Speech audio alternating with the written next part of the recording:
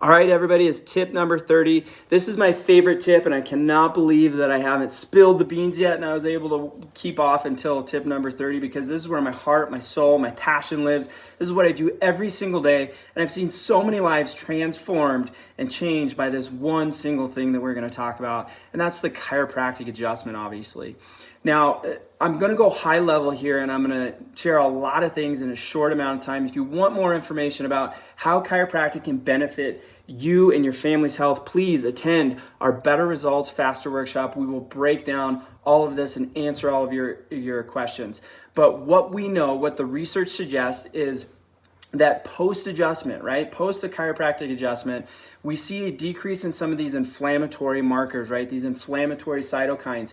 Right now, we're dealing with a population that is so incredibly inflamed. That is the problem with this virus, right? An inappropriate inflammatory response to the virus. So why don't we be a little bit more proactive by incorporating something like chiropractic as well as the nutrition tips that we've given you to help decrease some of that inflammation. We've also seen research that suggests that we see a increase in T-cell response post-adjustment, part of our immune system, right? And we see an increase in phagocytes or phagocytosis post-adjustment. We know that this is part of the cell-mediated or innate immune response, our first line of defense, which is what we are counting on when we come in contact with a novel virus. So another great benefit of chiropractic care. But the other thing is chiropractic actually affects the brain, right? In a positive way. So whenever we have abnormal movement, motion, mechanics, alignment within the spine, as chiropractors, we recognize that as a subluxation. And because of this abnormal alignment and movement within the spine, what happens is we break down the soft tissues around the spine. That leads to inflammation, and it leads to nerve irritation because we have nerves that exit between each segment of the spine. Now, we also see a breakdown of the spinal tissues, right? The ligaments, tendons, the disc, as well as the bony structure when we don't have proper mechanics or movement within the spine. And eventually we see a process where we start to lay down scar tissue within the spinal joints. And this leads to abnormal movement or stiffness within the spine. And what happens when we have this abnormal movement within the spine or this stiffness, this fixation, what happens is we actually inhibit certain receptors in the joints of the spine. And because we have this tissue damage and inflammation and nerve irritation, we have a constant barrage of noxious stimuli to the brain.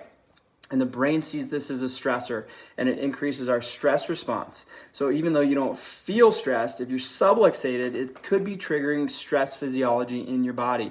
Now let me recap the stress physiology, right? Increased heart rate, increased blood pressure, increased blood glucose, increased blood lipids, increased respiration, down-regulation of concentration and memory, down-regulation of digestion, down-regulation of our immune system, down-regulation of fertility, right? So if we don't have proper movement, motion, alignment within the spine, it triggers this stress physiology on a subclinical level. And by restoring normal movement and motion to the spine, we can inhibit that process. Not only that, we can actually have a positive impact on inflammatory markers and directly on the immune system.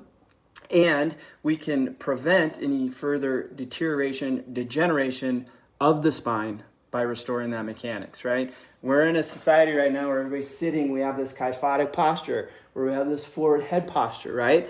That extra roundedness in the thoracic spine has been associated with increased morbidity, mortality. That increased forward head posture has been linked to multiple health consequences, one of them being decreased respiratory capacity, right? Which we really need right now. So what better option do we have than chiropractic care, right? Chiropractic is the best to try and help with those postural changes and improve the movement, motion, and function of the spine. So the benefits of chiropractic care, guys, are numerous. And I could obviously go on for days and hours, and I do in multiple workshops. So if you want more information, please attend one of our workshops.